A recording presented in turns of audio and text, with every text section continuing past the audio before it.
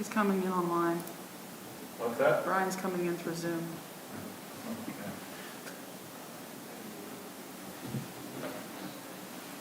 Hi, Sharon. Hi, everyone. Hi. Hello. I'll take it. Hey, Bill. How are you? Happy New Year, Pretty, everyone.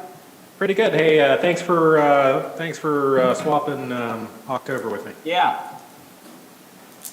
Nice haircut, Bill. Thanks. It works with the headphones a little bit easier. When we get started, I'm going to have to, so as I read through this, obviously you can't nominate yourself for chair, so someone will have to do that.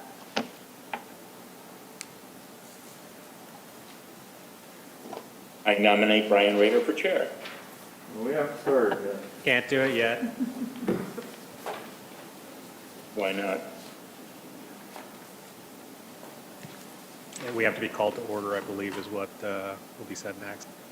Why does Doug, for whatever reason, under your face says my name? I'm changing that. They're expecting you to be Okay. here. Maybe he's better looking. Well, he's got a lot more hair.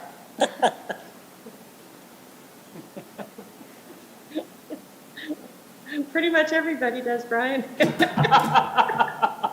out to Ellen. Let's not pick on those that are follically challenged. Gonna make everybody sick. I can put the Zoom on mine. No. That'll make it easier for you.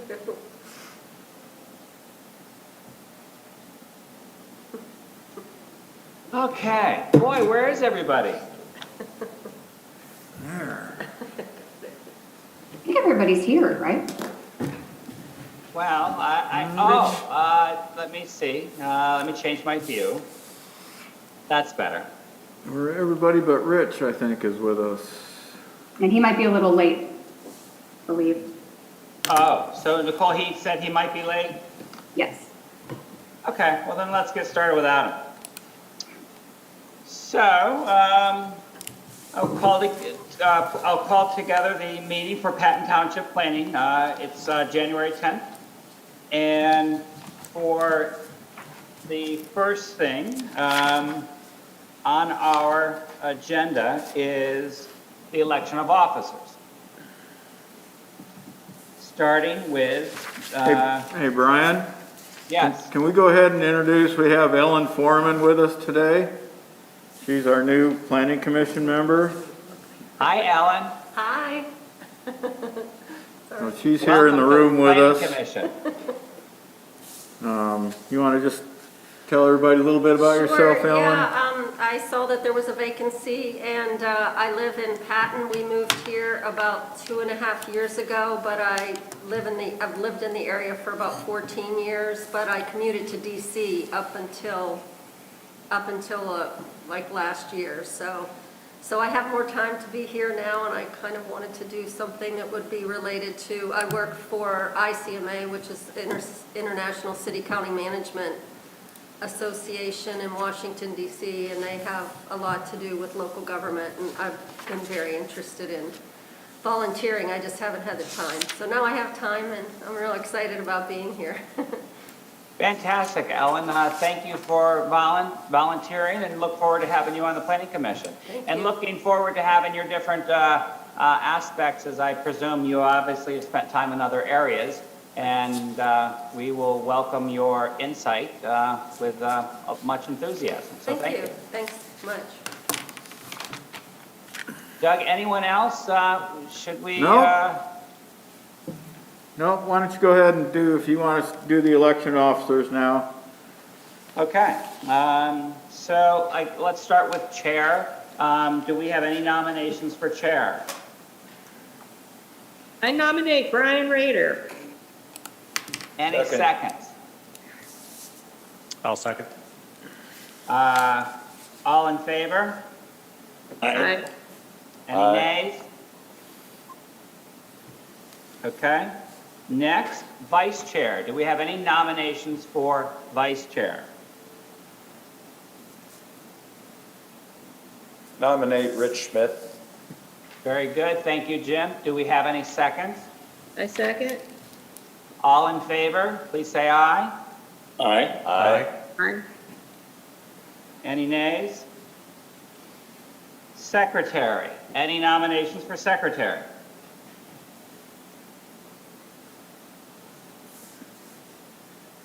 I'll nominate Bill Burnett. Any seconds? I'll second. All in favor of Bill as secretary? Aye. Aye. And then alternate. So we need an alternate secretary. Any volunteers for alternate secretary?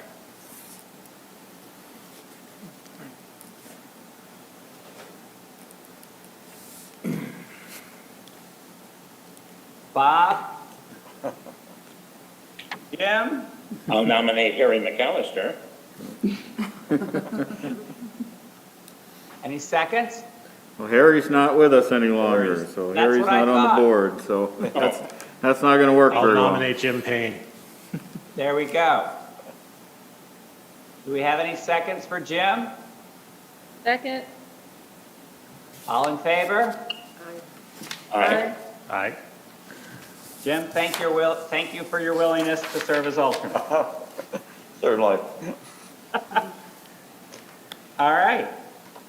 Moving on to our next item of business, and that is all of the meeting times, meeting dates and times. Does anyone see any issue with the proposed meeting dates and times for 2022? Only thing I might bring up is, does that 4:30 time work for everyone? It's okay for me, but I'm wondering about a couple others like Rich, maybe Bill, maybe Brian. Anyone have a concern about 4:30? Not at this time. My calendar is such that, you know, I still control it, so I usually put time off for this.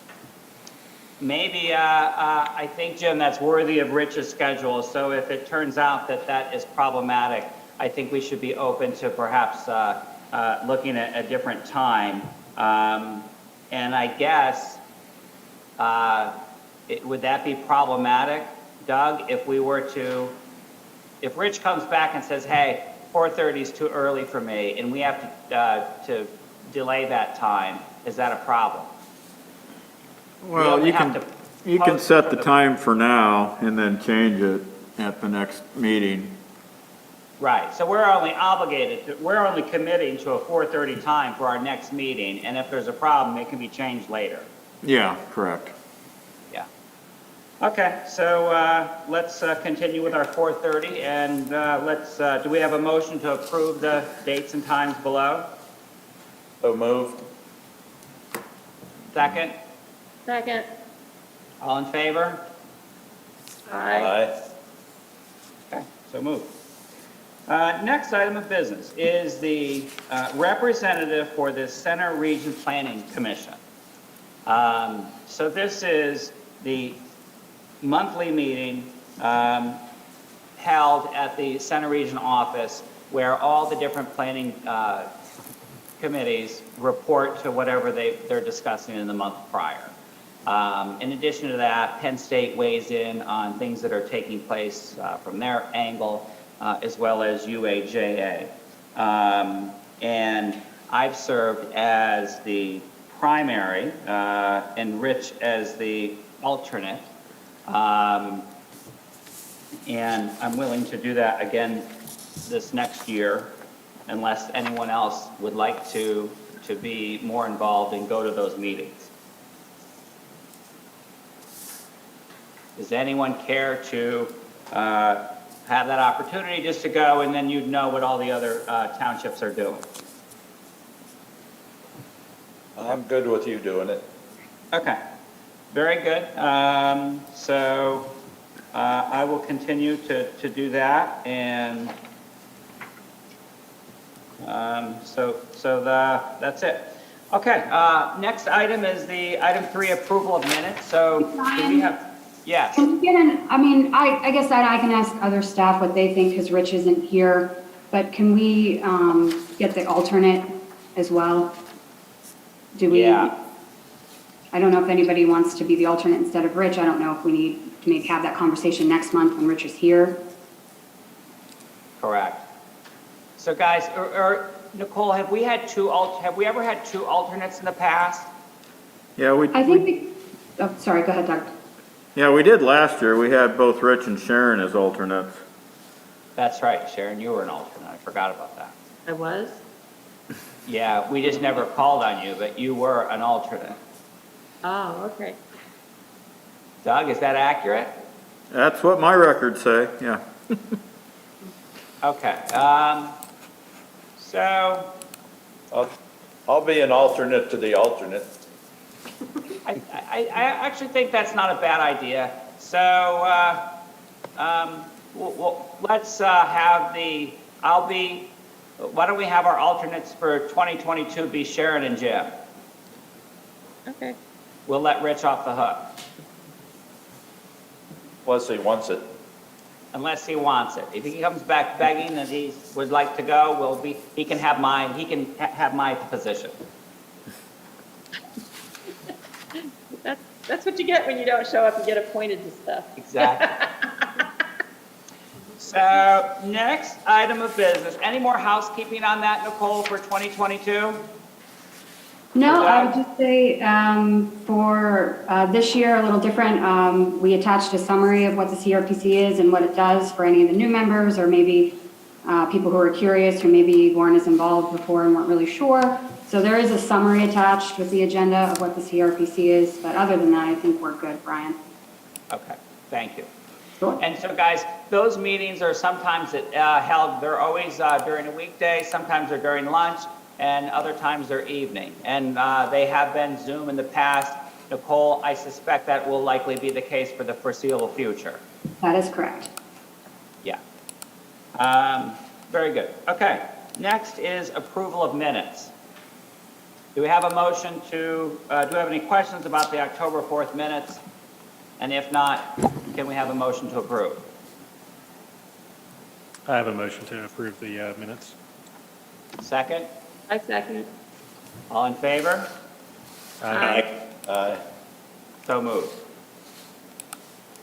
Next is public comments, and I know we have a couple people here that are on as well that would like to weigh in on a couple of short comments. So if you would like to do that, now is the time to introduce yourself.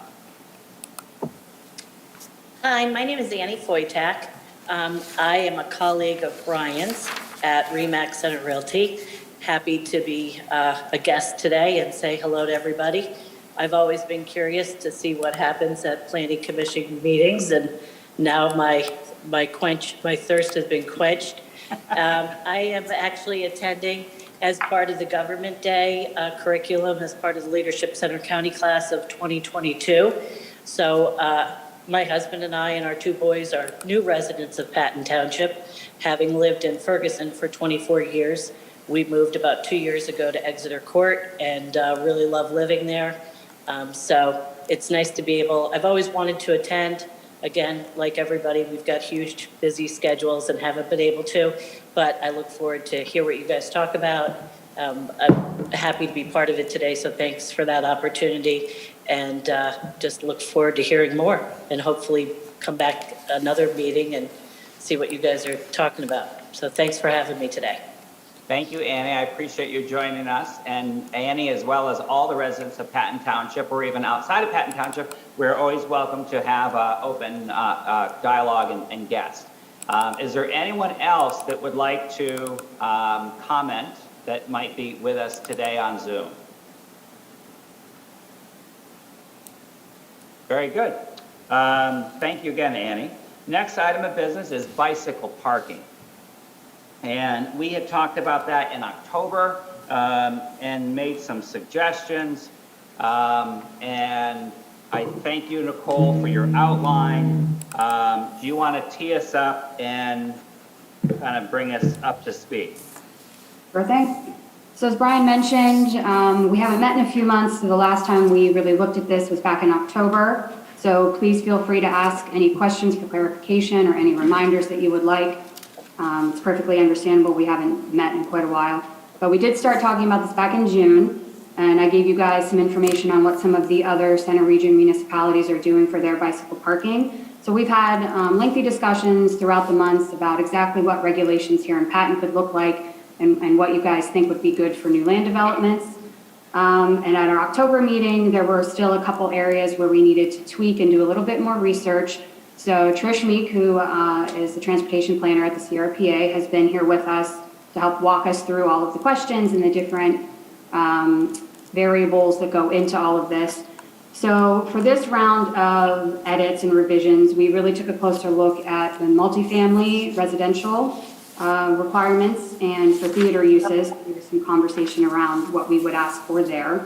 And also kind of the newer stuff that we haven't really talked about yet is how to incentivize bicycle parking. So there is a completely new section in the draft that was provided to you as an attachment that talks about ways in which we could incentivize the bicycle parking. And again, we came to these regulations drafted by doing different research on bicycle-friendly communities and really trying to think about what other places are doing that are doing it well and how we could handle that here in Patton and if it's a reasonable ask.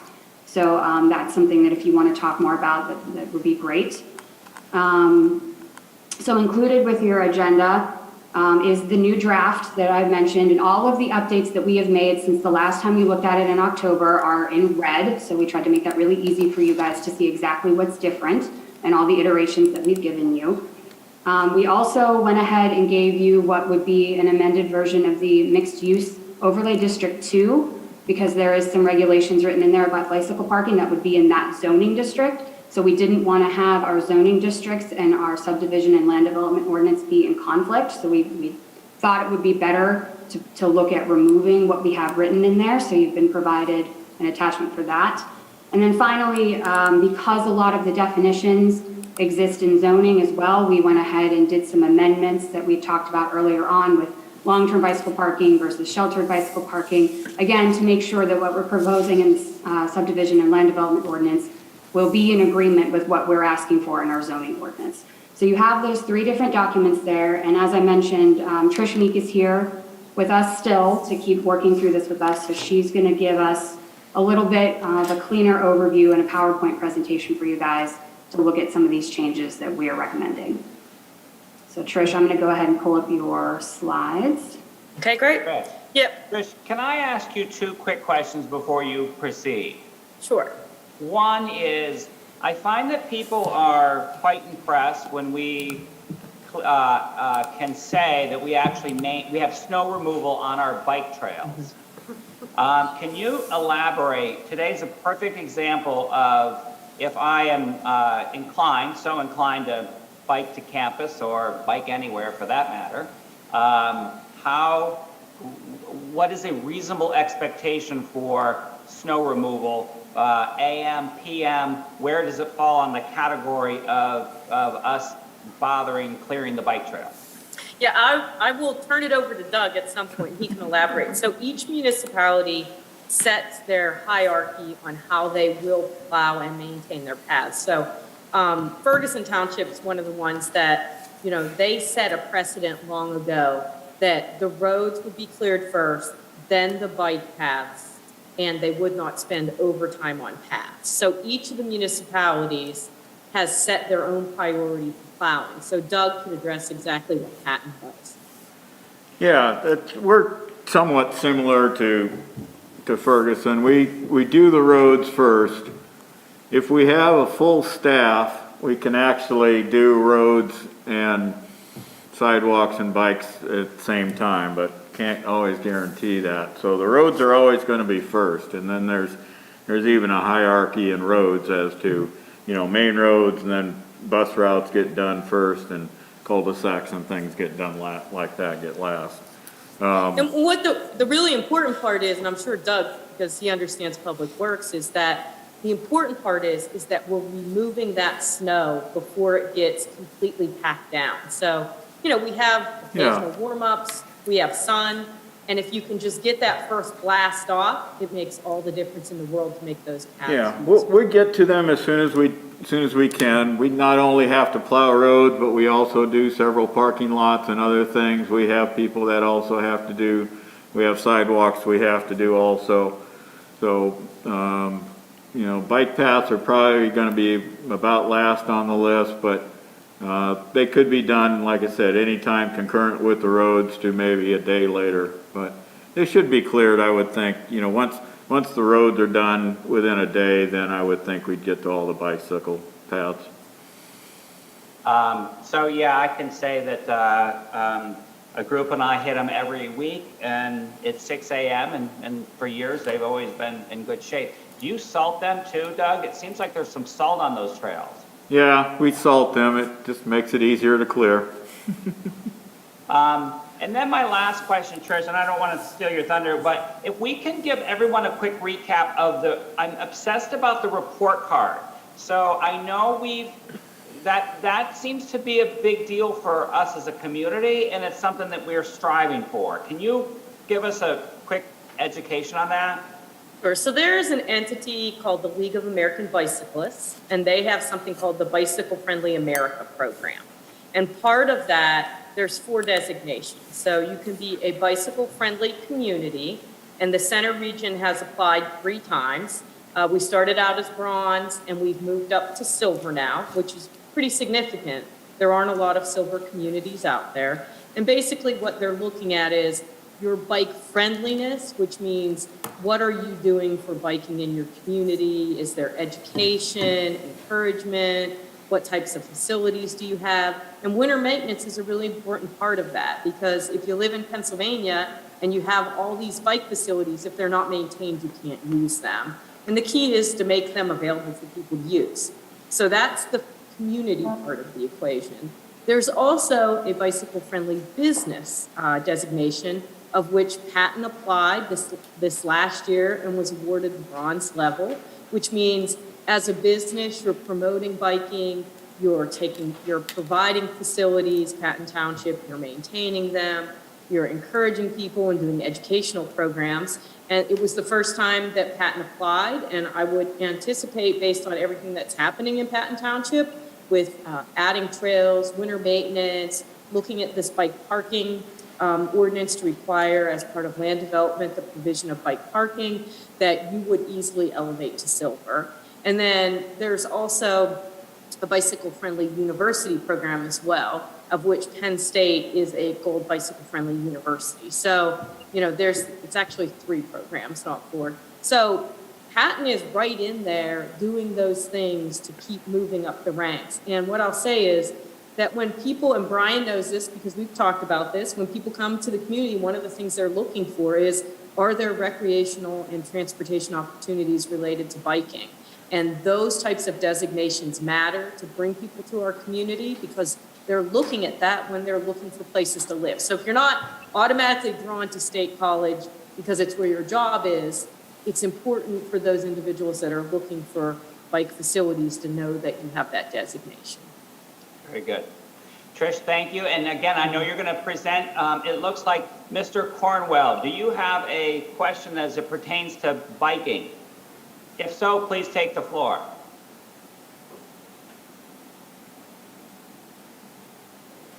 I do have a question. Hello?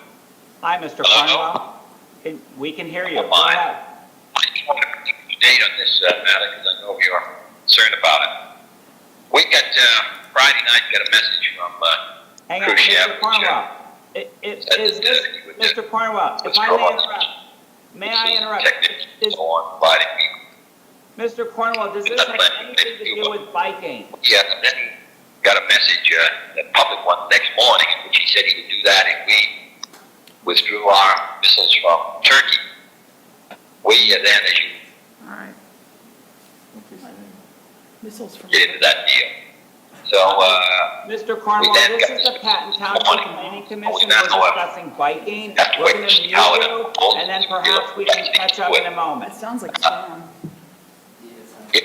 the withdrawal of these vessels technicians. Where is he? Oh, he's gone. Okay. Audience, I do want to hear what Mr. Cornwall has to say, but right now we're going to talk about biking. Ellen, you had your hand I raised. did. Good evening. My question is real quick. In recent months, members of my I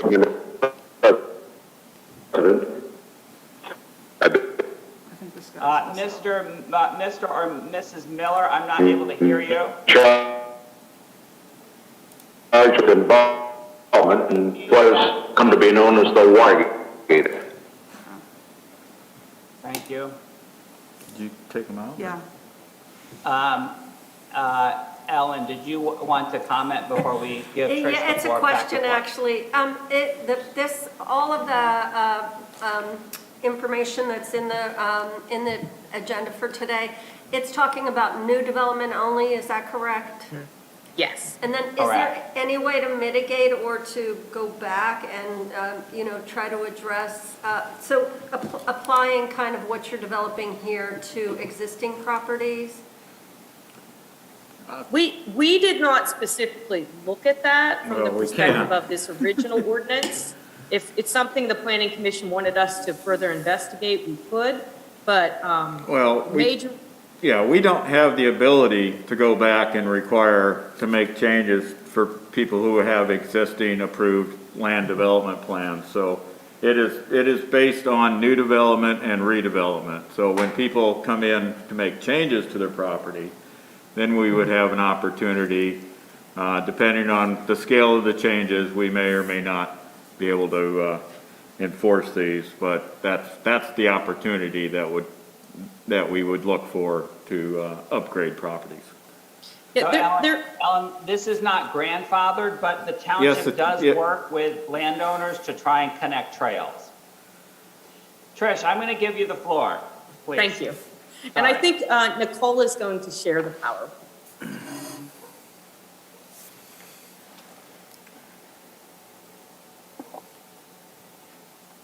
There we go. So I think we all know we're at the Patton Township meeting tonight to talk about bike parking. And as Nicole mentioned, we've talked about this at several meetings previously. So we are just trying to address some of the final questions from the Planning Commission to fine tune the ordinance that would potentially move forward. So if you want to go to the next slide, Nicole. So one of the items that when we started to talk about this, everyone that's been involved in this previously knows that we looked at some bicycle-friendly communities from across the country to try to get a handle on what would be appropriate for our particular community, for Patton Township. And there are provisions in there for multi-dwelling, so multi-family dwelling units, so in a residential type of use. And we thought that when we ran the numbers based on existing development, so we took the view, for example, to look at the number of bedrooms that were there. When we went back and looked at some other communities, we're making a recommendation to actually lower the requirements somewhat. So in this case, there were two types of multifamily residential calculations. One, that those units don't have a private garage or an equivalent separate storage space for each bedroom. So basically, they don't have a place to park their bike long-term when they live there. They don't have a garage. And what we're recommending is that we lower that number somewhat. So only a quarter or 0.25 of a bike rack per bedroom. So the way it would be calculated is for a 4-bedroom unit, it would require 1 rack that is for the short term. And then, or 1 rack, and then we use this calculation of a percentage to come up with how many short-term and how many long-term. And of course, with multifamily units, many times we're talking about hundreds of units. So when you do the multipliers, it makes more sense when you do the actual calculations. And then for those that have an actual private garage or a storage space, we lowered that number as well. We're recommending 0.125 per bedroom. So it reduces the number of racks, not considerably, but what we think is more reasonable for a community like Patton Township, based on the type of development that we're seeing. So when you look into the ordinance, as Nicole pointed out, anything that we're recommending be changed is highlighted and showing up as red. And multifamily residential is one where we're making a recommendation to lower the amount of bike parking spaces required per bedroom in a multifamily dwelling. So if you want to go to the next. So office was another place that when we started looking at what was happening in the community, it was clear to us that we really needed to specify that under a commercial use for office building, that we wanted to specifically say that medical, dental, and veterinary offices fall under this calculation or this category of use for calculating the number of bike parking spaces. There is a caveat in the ordinance that says if it's not specifically listed, that we would use the one that's most similar, that determination would be made. And we thought that in this case, it was easy to specify that and are recommending that that particular language be added to the ordinance itself. And then the last location or the last type of use that we went back, looked at other areas, and were recommending revision is related to, we didn't have in the past hospitals, so that is a completely new addition there. For theaters, it was clear that those numbers, when we looked at them, those are more in dense urban areas where they were recommending 1 per 50 seats, we're now recommending one bike parking space for 50 seats. Previously, we were saying 1 per 30 seats. And actually in the draft model ordinance, it didn't specify any long-term parking, which didn't seem reasonable because we know that there are employees at theaters that may want a sheltered location to park their bike while they're there long-term.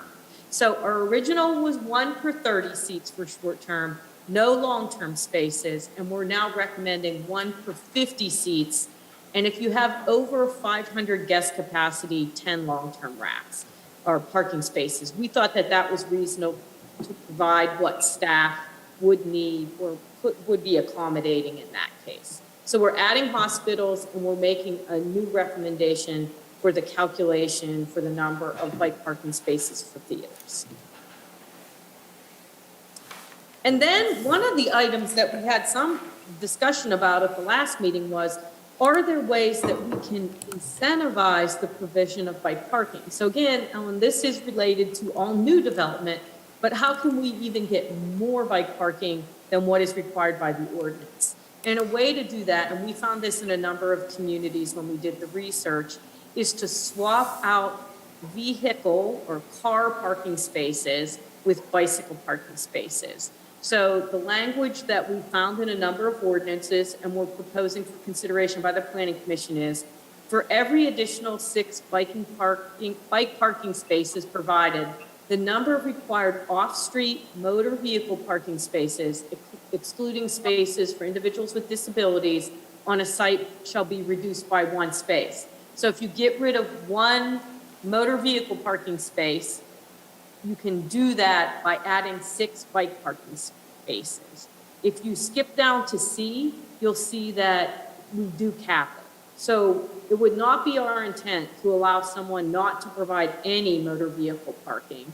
It would be an incentive to provide less motor vehicle parking. And we know that in many areas, in some of our commercial areas, there's more parking than we see used most times. So this would be a great way to reduce impervious area and make it more attractive to provide more bike parking. Another technique that we saw was that when you start thinking about end of trip facilities, so if you were riding somewhere, the bike parking isn't the only important component. If you work in a location and you live a distance away, it would be great to have shower facilities at those non-residential sites. And we found in a number of ordinances that they would allow, with the installation of a shower at non-residential sites, so commercial or office, those types, the number of required off-street motor vehicle parking spaces for each site shall be reduced as follows. And so it would be a credit of 1 motor vehicle space shall be provided for the first shower installed, with additional off-street motor vehicle parking credits available at a rate of 1 motor vehicle space for each additional shower provided. And in order to claim those credits, which should be in addition to the bicycle parking credits provided in the original ordinance, the shower facilities must be readily available for use by all employees. So it would just be another incentive for people to bike, because they knew that they would have that facility there to shower before work if they chose to do that. These were the ones that when Nicole and I looked at a number of ordinances, that we Googled it and went into E-code in every way that we could possibly search it. These were the two that continued to pop up in those areas that are rated as very bicycle-friendly communities with their ordinances. So these are the two that we want to discuss tonight, see what you think about these as far as incorporating them into the ordinance as a way to incentivize additional bike parking.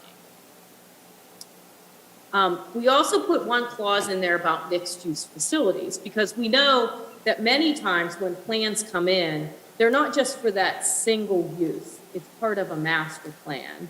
And we just wanted to clarify that when parking is required for more than one use, the sum of the requirements for all uses shall apply. So if you have an Aldi, and then you have an office building, and you have multifamily residential, we just wanted to clarify that you need to ensure that you're providing appropriate parking for each of those uses. And so it cumulatively handles the needs based by use. And then from that, the agenda itself boils it down to, from an amendment perspective, we're asking that you consider adding bicycle parking language to off-street parking regulations in subdivision and land development. So that's where the bike parking would be, that would be its home in the ordinances in Patton Township. Amend the mixed-use overlay District 2 bicycle and pedestrian regulations, and that's what Nicole was talking about at the beginning of the meeting. We definitely don't want the subdivision and land development ordinance regulations to counter or conflict those of the zoning ordinance. And what it would do is it would apply in that district as well. We would have no conflicts by doing that. And then we would need to alter somewhat the zoning bicycle definition so that we were sure that we were consistent as well. And I think the next slide is just discussion and questions about the changes that we've actually made to the ordinance to decide if you want us to do more research or make additional alterations, or if you have any questions. Thank you, Trish. So let's open it up to, I've got some questions, but let's put mine on hold and chat. Anyone else would like to fire away with questions that you have for Trish? Trish, I thought it was excellent presentation. Thank you for all your effort.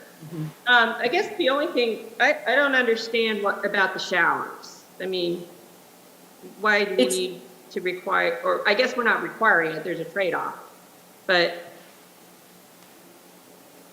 So one of the things when we talk about, so for example, Brian brought up about bicycle-friendly businesses and communities and universities. One of the questions they ask you, are there showers available for individuals that commute by bike? So it would just be another incentive to get people biking. It's definitely not, it's not something, if the Planning Commission isn't comfortable with it, that we would need to move forward with it. It's just an alternative on the table to give that opportunity for individuals to, reduce some of that car parking and provide other amenities that are important to bikes. And it's not written as a requirement, it's an option. Okay, thank you. It's for the people with a full head of hair that want to show up and shower. Actually, it's for the people that don't want to smell you, Brian. That too. I have a couple questions. One is I have a real stupid question. When we're counting a bike rack, the last image was green and it has the circle on it. So is that, but to me that would mean that two bikes would be used, that two bikes would use that particular rack. One on the left, one on the right. Is that accurate? That bike rack is called a post and ring rack, and it can accommodate two bikes. I'd need to go back and just make sure I look at the definition of how we define bike parking space. Yeah, because that would be two, am I right? Is that, that image, is that 2 spots? It can park to, let's just see, the way that, we'll have to look at that as far as the way the ordinance is. And here's the deal. The way that the definition specifies it is how we would count the number of spaces. Every type of rack is somewhat different. So Correct. different types of rack provide different amounts of them. And it's a great question. The way it's written now is a physical space that is a minimum of 2.5 feet in width by 6 feet in length with a vertical clearance of at least 7 feet that allows for the parking of 1 bicycle, and if located outside is hard surfaced and well drained. So I think that's something that we would want to look at as far as how that would be interpreted by the zoning officer to make that determination. Yeah, Trish, no one has, in my opinion, more insight in that subject than you. I just wanted to throw it out there. My other question was, under page 3, under hospitals. So I didn't know if it might be appropriate to further define that, because the reality is we are getting a new hospital or something close, a new hospital behind Cracker Barrel, but more commonly are going to be medical offices that they're just in and out, they're just treatment centers. They're not really a hospital. So I didn't know if you wanted to further define medical facilities beyond hospitals. Yeah, I think probably what we should do is look at the definitions that are included in Patton Township's existing ordinance and see, I'm just not familiar enough with it, to see how hospitals or medical doctor offices are defined and just make sure it's clear there. Yeah, because we're going to have a whole lot, we do have a lot of medical offices, but very few hospitals. Question, what is like Geisinger, because they have a lot of inpatient or outpatient types of surgeries and things going on there. Is that considered a hospital? Just one No. down on Abigail Lane? No, That if I am if sure they're of, not accommodating overnight patients, it's not a hospital, it's a clinic. Oh, that's it, okay. So maybe we want to write clinics in here as well, that verbiage. Well, we define them as medical offices. If it's not a hospital, it's an office, so. It's a generic medical facility. So then it would, Doug, just for clarification, so a place like Geisinger would fall under commercial office building, which includes medical then? Which would be on page 2 of the draft. Okay. I think that's And what then- Doug was saying. I'm not that familiar with these. I liked your section A, the incentive, to incentivize developers. I thought that was a great addition. Trish, is there any, so far as Patton Township, we are leading on this bike ordinance, or has that been passed by any other municipality? Ferguson Township, when they did a major overhaul of their subdivision land development and zoning several years ago, they incorporated bike parking standards in theirs. But I think that this is really tailored to Patton Township. And so some of the things, the input that you've provided, I think it's very easy to interpret it. It's your community, what your community is looking for. It's very much in tune with that.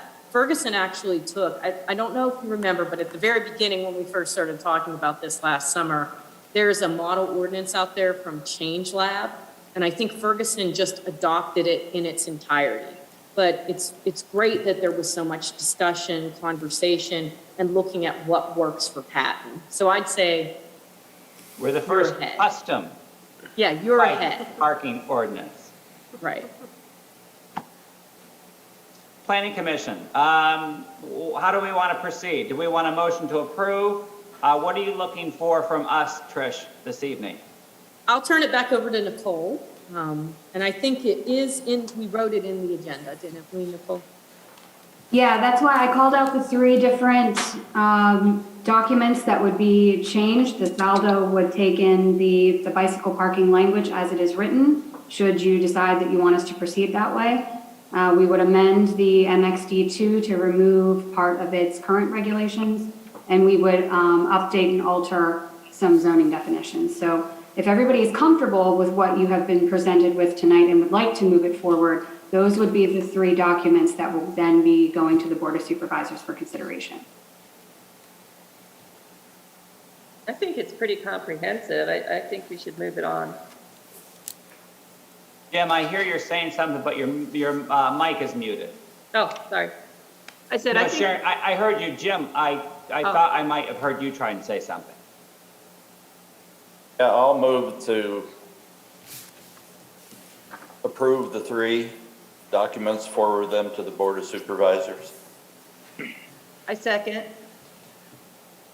All in favor, say aye. Aye. Aye. Aye. So approved.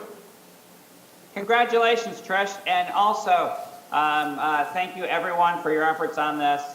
A lot of Nicole, you did a lot of work, so I'm very appreciative. Well, you're welcome. Thank you. I'm going to head to another bike meeting, but it's been great working with everyone. Are you biking or driving? I'm sitting here and I'm Zooming. So I don't have to worry about a parking space anytime. Very good. So everybody have a Or great icy evening. pads. Right. Thank you. Thank Thanks, you. Trish. Thank you. Okay, on to, what else do we have? How about if someone, I guess, Nicole, can you give us an update on pending items? Sure. So there's a lot of information here, so I'm just going to kind of go through the highlights for you guys. At the October 27th, 2021 Board of Supervisors meeting, the Patton Township Housing Task Force presented its 2021 report to the board, and there were 4 main recommendations in that report that were put forth to the board. And the big one that's going to concern us here at the Planning Commission level is to work on, there are several different things listed under planning and zoning, and I'm actually going to save that conversation for a little bit later because I have some people here who are going to talk to you about the Housing Task Force report, and we'll get into those recommendations. I also wanted to let you know at the November meeting of the board, the sign review, if you guys remember looking at the Patton Crossing sign a little bit ago, it did go through the zoning hearing board, so the board was notified of that decision back in November, so that sign will be put in place. And I did just want to remind everybody that the sign ordinance, we're still holding on that, but it's okay because we have some housing things to discuss, so we'll have some stuff to do. And if with that, Brian, are you all right if I just keep going with the task force? Yes, With our please. Item? Okay. So as I mentioned, the task force that was formed by the board and worked together for most of 2021 took their report and recommendations to the board in October, and it was well received.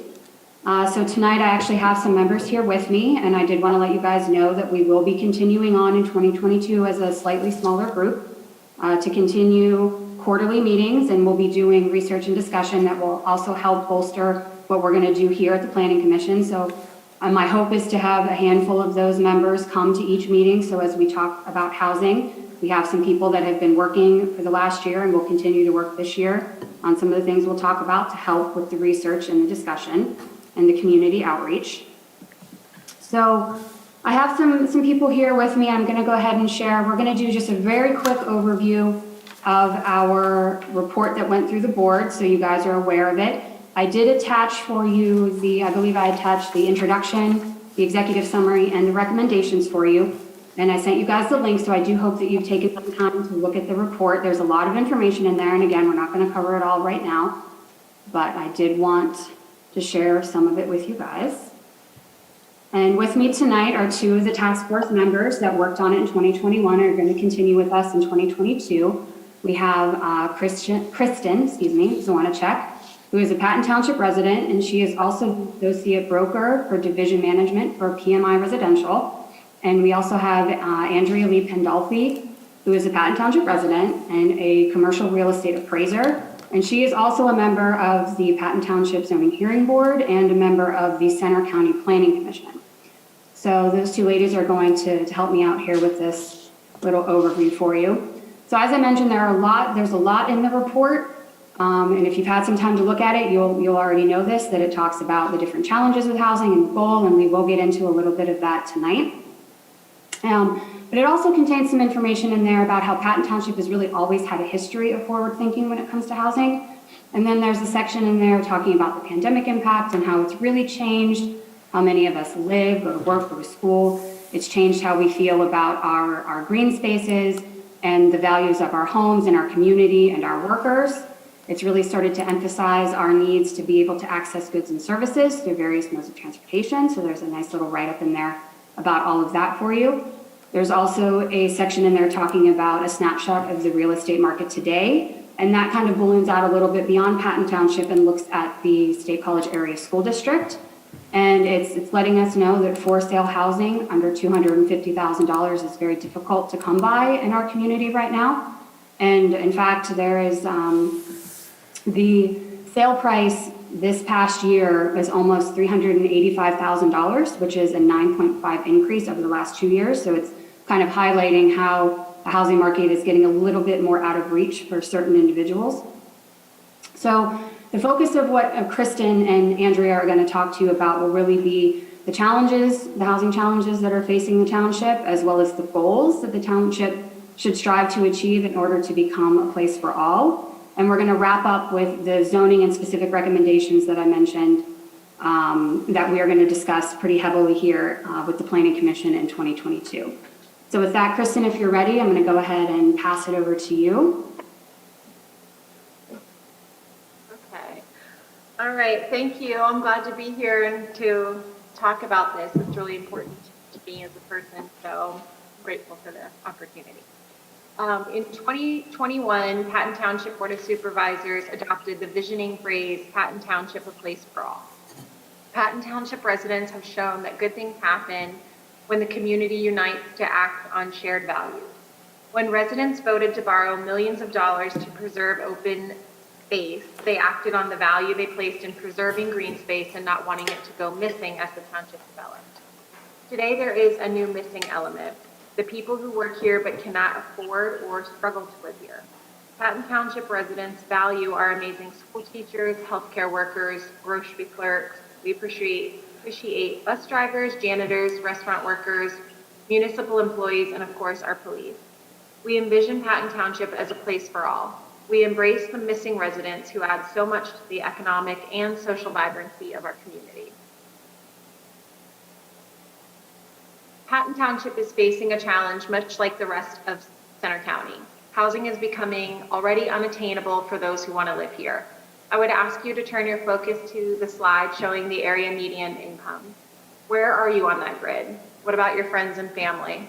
Where are the young professionals who want to live here but can't? Where are the essential workers that have to commute sometimes a significant distance to reach their place of work? What about the senior citizens that want to live near their families or their service providers? Looking at census data, the number of income-based housing units in the center region, there is a far greater need for attainable housing than we have current supply. Think of those referred to as the missing middle. These would be the people that fall into the 80 to 120% of the AMI. They won't qualify for housing assistance, but they don't make enough money for the market rate housing. So it is clear that more attainable housing options are crucial. Housing is a basic human right that cannot be addressed by a one-size-fits-all solution. In January 2013 issue of Town and Gown magazine, Natalie Corman, who is currently the Human Services Admin at Center County for the county, said, "Affordable housing is just what people can afford to live in. What I live in is affordable to me. What other people live in, it's affordable to them." This is a good way to define attainable housing. But we need to ask ourselves, is housing in our community attainable for people at various income levels? According to the U.S. Department of Housing and Urban Development, paying for a mortgage or rent should only require 30% of one's gross monthly income. This percentage has been determined so that a household has enough money to properly budget for other necessities such as food, transportation, and healthcare. The average sale price of homes has increased almost 17% in the last 10 years, a rate higher than salary increases have, particularly for many of our essential workers. According to the National Low Income Housing Coalition, it would take working 94 hours a week at minimum wage to afford a one-bedroom home at the fair market rent price in State College of $885 per month. There are many challenges that developers face when trying to build attainable housing, site development, site acquisition, the income needed to afford strict building requirements that are required by the Pennsylvania Housing Finance Agency, as well as time and money spent to gain community support for these projects. Unfortunately, many of these projects are met with adversity from neighbors in the community. In addition, land is expensive in the center region, hookup fees for utilities are higher, and developers can turn a higher profit building student rentals. There is often a misunderstanding about what low-income housing is. You hear terms like income-based or income-restricted, but what do those mean? For the purpose of our report, we use the term income-guided to cover the concept in a more blanketed way. The Low-Income Housing Tax Credit Program does not provide housing subsidies. Instead, the program provides tax incentives written into the IRS code to encourage developers to create affordable housing. Residents must meet the unit income limits. Rents are not based on a resident's income. They are set by the state's allocating agencies and then monitored. Many of the folks living in these communities are people working hard in our community, but their incomes fall in the 20 to 60% of AMI. As a housing professional that works in affordable housing in our community, I'll share with you the company I work for, PMI, manages 6 affordable housing communities, which total 218 units. Every property that we have has a full wait list of people looking for affordable places to live. I was actually just putting those numbers together for PHFA this morning, and in one of our properties that has 36 units, there are 70 people on the wait list waiting for housing in that community. So in my opinion, this wait list tells us a story, and that is simply that we do not have enough attainable housing in Center County. So now I'll turn it over to Andrea. Thank you. I'll cover the zoning recommendations from our task force. As we all know, the zoning ordinances regulate development, the permitted uses in specified areas, dimensional requirements for lots, building sizes, and building density. The Pennsylvania Municipal Planning Code requires municipalities that have a comprehensive plan to include planning for housing to meet the needs of current and future residents at all income levels.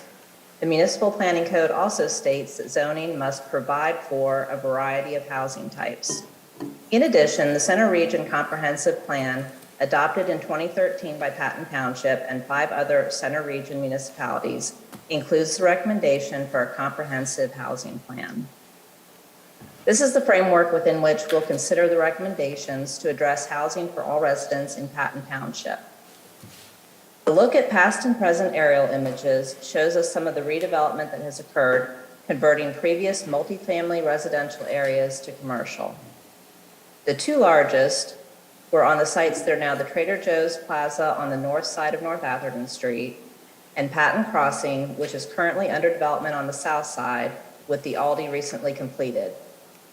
These 2 redevelopment projects resulted in zoning ordinance additions as Patton Township responded to the loss of attainable housing units that were displaced by the commercial development. The rezoning request for the Trader Joe's Plaza project resulted in the creation of the Commercial Transitional District. This zoning district includes in its purpose to potentially supply new housing within close proximity of employment, retail, and public transit opportunities, and to offer a mechanism to address Patton Township's need for housing that is affordable to households with incomes no greater than 120% of the Center County annual median income through the aid of private sector commercial development. A community land trust was created, and the new housing development through that must be kept permanently affordable. The Patton Crossing project instigated the creation of the Mixed-Use Overlay District 2. Among other goals, this overlay is intended to permit and encourage a diverse mix of land uses on properties located near existing commercial and residential areas, and to provide workforce and/or affordable housing opportunities consistent with the goals and objectives of the Center Region Comprehensive Plan. The zoning district also offers developers incentives to build additional affordable units. These attainable housing additions to the Patton Township zoning ordinance were developed on a project-by-project basis, and while they provide a step in addressing the housing needs, they do not represent a comprehensive change. Using the work that went into these zoning provisions as a stepping stone, as well as the guidance provided by the zoning provisions already in place in surrounding municipalities, Patton Township has the opportunity to create broader opportunities for attainable housing through adjustments to the Patton Township zoning ordinance.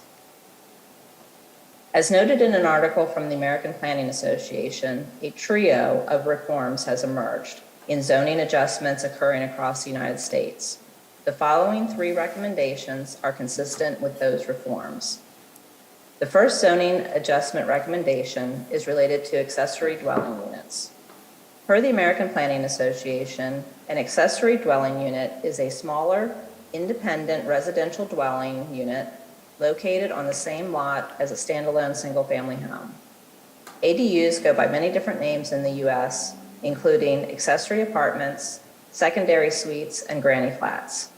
ADUs can be converted from portions of existing homes, additions to newer existing homes, or new standalone accessory structures. As the Appraisal Institute has noted, many markets are reporting a housing shortage, particularly in the affordable housing sector.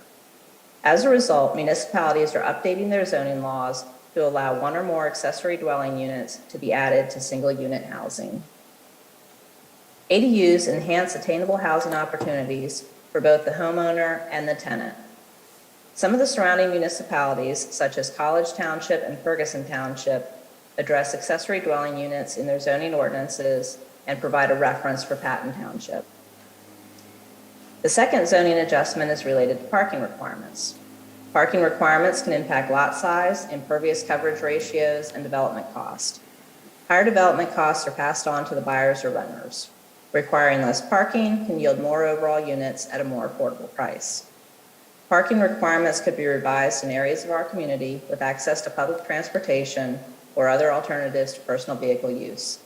Many metropolitan and some suburban areas have reduced or even eliminated minimum parking requirements. Examples of parking requirement revisions that can be used as guidance can be found throughout the U.S. The third zoning adjustment is related to inclusionary zoning. Inclusionary zoning defines methods to either encourage or require developers to incorporate a certain percentage of affordable units in development projects. Center County Planning and Community Development Office conducted a study of inclusionary housing. Their 2010 report, Inclusionary Housing, Model Policies for Center County, provides a step-by-step process for municipalities to reference in the development of their own policies. Model policies, as well as policies in place in other local municipalities, can serve as a guide for developing zoning provisions in Patton Township that will promote an increase in attainable housing options. State College Borough has an inclusionary housing ordinance. College Township and Ferguson Township both have workforce housing ordinances. We urge Patton Township to consider broadly allowing accessory dwelling units, to look at reducing parking requirements, and to adopt an inclusionary zoning ordinance. This is how everyone can get involved, by attending meetings, following the social media announcements, or contacting staff as noted here. Thank you very much, ladies. So as I mentioned before, I wanted to really discuss the recommendations that we can work through here at the Planning Commission level. And as Andrea just noted, there are 3 main things that the task force researched, and those include adding some definitions as they pertain to accessory dwelling units and revising minimum parking, and then also looking at inclusionary zoning. And actually the 4th thing that we're going to look at as well, that the Planning Commission had talked about quite some time ago, was modifying the mixed-use overlay 2 district. The more I kind of got into that research, it's going to be a little more complicated than just removing the 20-acre size minimum. So we're going to kind of bring that back around to work through some of those issues. If our main goal with altering that ordinance or with that district is to get more affordable housing, there's going to be a little bit more work that's going to need to go into that. So we're going to go ahead and bring that back around as well. So with that, I did want to mention that starting in February, I'm going to put together kind of a loose work plan to see how you guys feel about it.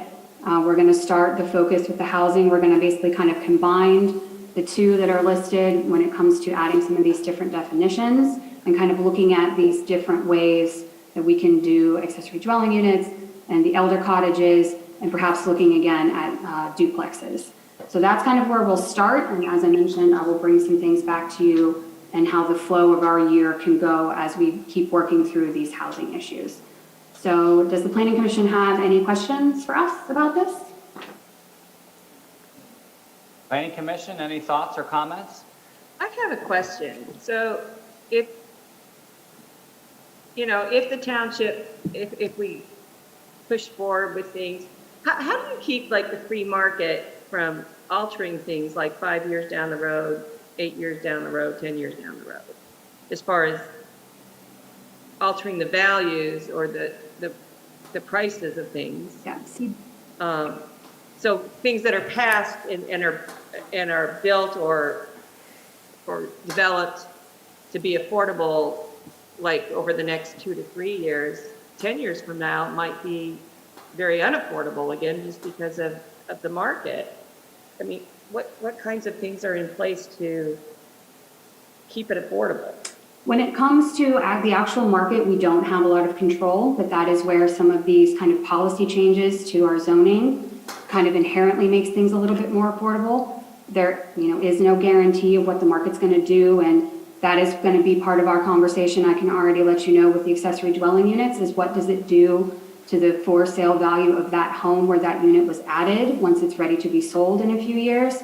Is that a good or a bad thing? And does that keep that secondary unit affordable? So these are all things that we're going to continue to look at as we work through this. I mean, it's a great question, Sharon, and that is one of the larger issues when you're talking about housing, is that, from where we are, it's very difficult to make changes, but when it comes to making things easier to develop and taking away, as Andrea mentioned, when you're looking at parking is a big cost when you're doing land development. So if you're kind of scaling back what you're asking for on parking, that's making the project cheaper, which then in turn passes those savings on to who's going to actually live there. So it is a tricky thing, and that's an excellent thought that I unfortunately, like most people, don't have a solid answer for. Can I add one thing, Nicole? Absolutely.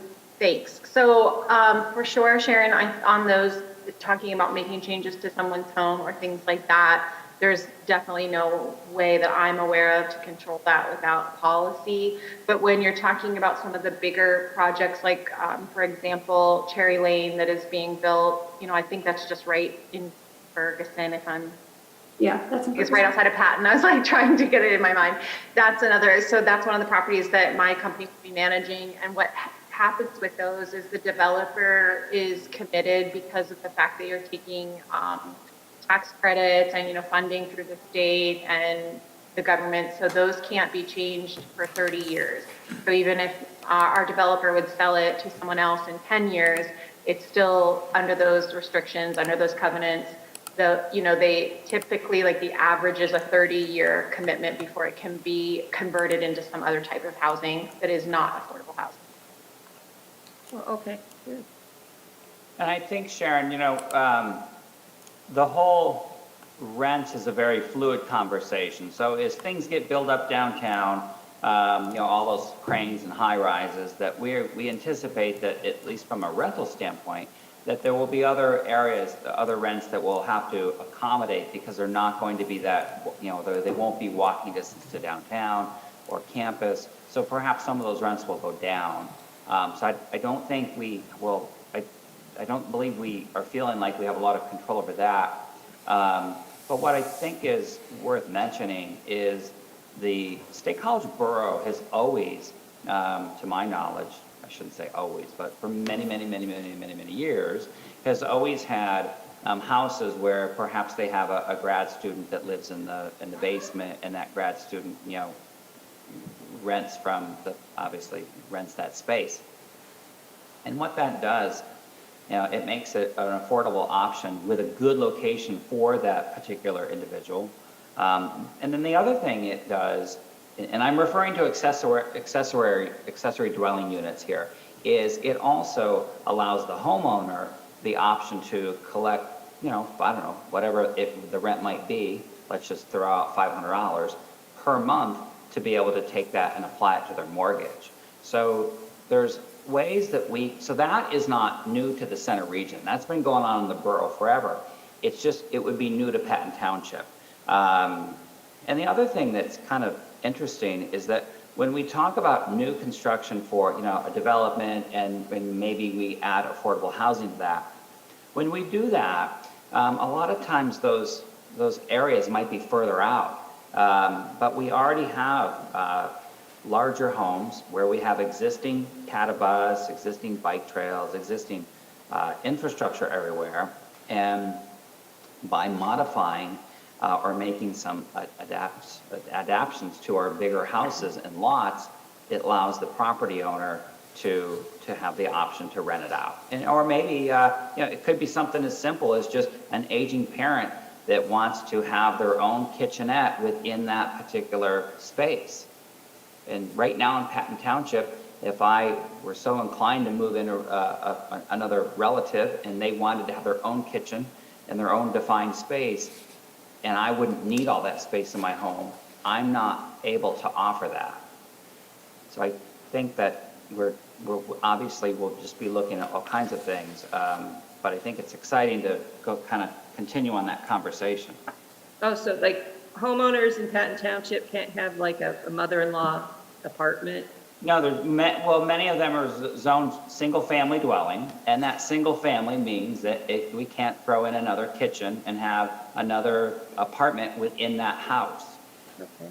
If the house could be 5,000 square feet, that's really big, but that's an exaggeration. But if there's ways to be able to offer more solutions, and currently our hands are tied to some extent with the ability to offer solutions. So what this would be is looking into other options where if properties meet certain criteria, whether it be lot size, parking, house size, that we could explore accessory dwelling units. And that would be an example of an accessory dwelling, would be having a mother-in-law space inside the house with her own, with his or her own kitchen. And they would have to have their own entrance, right, for it to qualify for something like that? Well, that's what we would figure out. Everything's on the board to kind of figure out. We pitched this a few years ago and it didn't get a ton of momentum. So I think it's time to revisit it and go from there. Yeah, and that's a good point, Brian, to Sharon and Ellen, especially. I think Jim and Bill were already with us when we were still in the middle of this conversation. But we did look at accessory dwelling units at the Planning Commission before, so I will be trying to put together kind of a summary of the discussion that we have had in the past for you guys in February as a way to kind of jump off and kind of dig into some of this. But yeah, Sharon, some of the things you're talking about are right on the nose of the things that we're going to have to look at to have the conversation. So you're definitely on the right track. What I thought was interesting the last time we went through this was all of the public perception of things that were just very not accurate. So it was, there's a lot, not only are we trying to come up with solutions, but then, having the public be informed is a whole nother task, and a big task. Yep. Okay, any other business? Thank you, Nicole. Any other business? Just speak up, Ellen. Oh, I had a question. It's Ellen. The question is for Nicole. I'm curious about the how this plan, which I think is a phenomenal plan. I had read it before, and I think it's a great job you guys did. How does it integrate with the climate action plan, which has elements of housing and transportation in it as well? I would say it integrates in that I work pretty closely with Pam Adams, who is the sustainability planner for COG and the CRPA. And we do have conversations about how housing and sustainability coordinate. And I would say that the recommendation in the report talking about reducing parking and then kind of also incentivizing other modes of transportation with CATA and the bicycle routes, that's why on the slide, and it's in that report, I had our people overlay the CATA route with the bicycle routes onto one map so you can see the different modes of transportation in one map. So that would be something that I would think when we talk about the parking, that could really be a sustainability conversation as well, and how we can use other less carbon emitting transportation modes with that. So that is probably the most obvious, but yes, if that's what the planning commission wants to keep, the sustainability element as part of the conversation, we can definitely make sure that we're looking at that as the other piece of this puzzle as we move through these different things. Thank you. Work. Oh, and I did want to mention, the county is working on an update there. I think their plan is back in 2005, their affordable housing plan. So they have kicked off, I was in a meeting last week with their consultant. They're calling it a solutions-based affordable housing study. So I will be working closely with them over the next several months and their consultant as a representative from the region and obviously for you, Patton Township. So I will be working with them, and as I mentioned, the core group from the Housing Task Force in Patton is going to move on. So I'm going to try to keep my eyes and ears open to everything else that's going on and make sure that I'm reporting back to you guys and having Patton's voice heard in that conversation as well. Very good. Okay, if there's no further business, we have a motion to adjourn. I motion we adjourn. What about other business? Do we have any other business? We do have a matter of record. Thank you, Jim. I wanted to make everybody aware that we have a new structure at Patton staff. So I've put in the matter of record that the Public Works Department has split into 2 different departments. There's going to be engineering, planning, and zoning. That is going to be directed by our Alexandra Castrocini. Hopefully I pronounced your last name right, Alex. And she's also our township engineer. And then the Public Works Operations, Ken Soder, who many of you know, that was our township zoning officer, is now the director of our Public Works Department. And Nicole Harder is acting as our zoning officer, and she's also our Public Works Secretary. So she's got several different hats on as well now. So wanted to make you all aware there is an organizational chart attached to the agenda. And I also wanted to clarify that there's not really going to be a lot of impact to the public with this. This is more just kind of internal. So you won't really see Ken at the meetings anymore because Alex is our director. So, and congratulations to them for their new roles as well. Congratulations. Thank you. So I think that Rich has joined us, so congratulations to Rich on being voted as vice chairman again. I was going to ask you what my role was that you voted on without my presence. Rich, there was also discussion that if you would like to take Brian's spot on the CRPC, that he's willing to give it to you. So you can think about that if you'd like. Okay. All right. That's fine. I'll be in touch, Brian, if we want to split or, do what we did this past year. Very good. Any other items? Oh, final thought. The Board of Representatives sign up. We got all the slots filled, so thank you guys for getting back to Nicole on that. And I will have that updated list on who is expected to attend when on our February agenda. And I think that's officially it. Very good. Thank you, Nicole. Do we have a motion to adjourn? I motion we adjourn. Second. Second. All in favor? Aye. Good night, everyone. Thank you. Good night. Bye. Take Bye. care.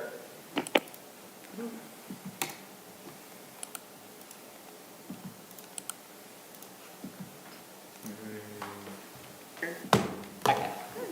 Second. All in favor?